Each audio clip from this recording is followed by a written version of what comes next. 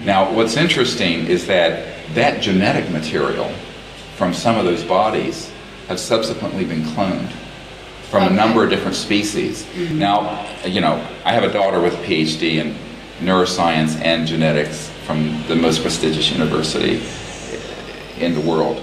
And what I've done is I've looked at this sort of what the current state of the art of science is in the non-classified world, is that if they wish to, they could take cells from a human and clone them. Absolutely. Sure. Yes. Now, Absolutely. imagine what has existed within the classified world, because these are the people who were these were the humans who were the spiritual descendants of Mengele and the Nazis, and Werner von Braun, and that whole You're talking about the scientists. The scientists who were brought into these classified projects and who were at the foundation of the CIA and the early space program.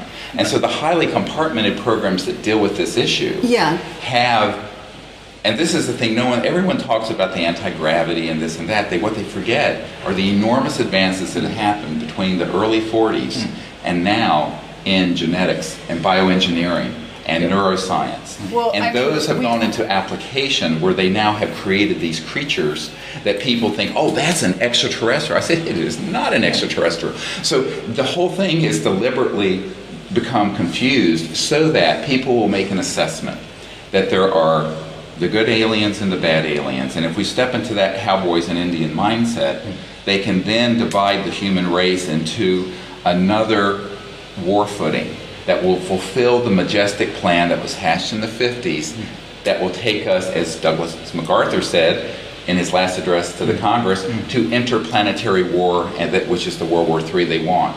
So most of retail ufology, I would say 90+% of it, has embedded within it this message and this information and these images for the purpose of majestic. Now, no, I think the problem is a Manichaean view that has to divide entire species into good and bad. This is precisely what Hitler did when he would say, you know, the Jews are bad and they're dirty and they're this. I can say that there is no evidence that the planet has been invaded by hostile, is the word I used, civilizations so far that have an intent. That you have not, in other words, you can't prove a negative. This is axiomatic. Well, what I can so say, we have a problem.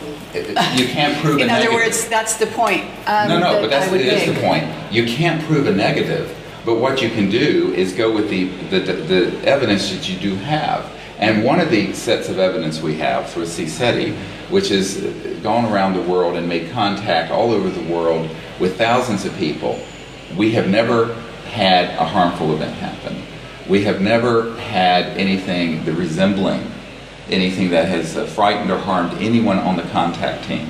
On the other hand, we have had members of our team that have been targeted with these psychotronic related military type abduction events, including myself. Right, and so what I have to go with is the evidence that I have, and I also know that there is the stagecraft, to use an Institute for Strategic Studies document that I have, that talks about the stagecraft of abductions because of its psychological warfare value to the agenda of an us versus them Manichaean worldview that would redound to the benefit of the military-industrial complex. So this is very circular. And I think that what I'm saying is one has to be very careful if you're going to be involved with disclosure and contact and saying this group is bad, this group is good and we're bad, and we're slipping right back into the Israelis versus the Palestinians, the Jews versus the Christians. But to characterize it as an invasion, what if there is an interstellar group that have different ones of them have different functions? For example, I'm going to take this a little further. There's one group that has a very specific function. You might call this the Noah's Ark function. That this planet is under tremendous environmental stress. We're losing thousands of species and plants and animals. I've spoken with people about the landing in Provence of this ET craft in a lavender field, and there were these little ETs out picking lavender, and it sounds hilarious. Just like what were they doing? Just like the movie. Absolutely happened, and it left physical trace. Could there be a human genome project that's trying to protect the human genome and a genome project for Gaia, the Earth. There could be all kinds of things going on that are beyond our ability to say, that's happening by people who are selfish and invaders, and that's happening by people who are the good ones. Yes. And I think that sort of dichotomy and dualism that I read on your blog is the exact script that Majestic would want people to buy into to support interplanetary war. And I didn't deify them, and I didn't demonize them. My point is that we're living in a universe together. We're going to have to live together in that universe. Absolutely. The solutions are not going to be name-calling and we're better than you are, and those are in service to self and those are the service to others, and this whole thing. Because I think that we have to look at this from a much larger picture, and that is not only Earth, but the whole cosmos is going through a quantum moment. It is not just an Earth moment, it's a universal moment. Absolutely. And the hallmark of which is universal peace. And the hallmark of which is good. And so it is also true that interstellar civilizations are not allowed to leave their biosphere until they have become in agreement for peace. And one can put a xenophobic spin on that, or one can say perhaps there's a wiser cosmic order that says that until a civilization reaches a certain amount of stability for the civilization and peace, they are not allowed to travel amongst the stars. That the entry ticket is peace. We have differences of opinion, and that's fine, but I think the most dangerous thing we can do is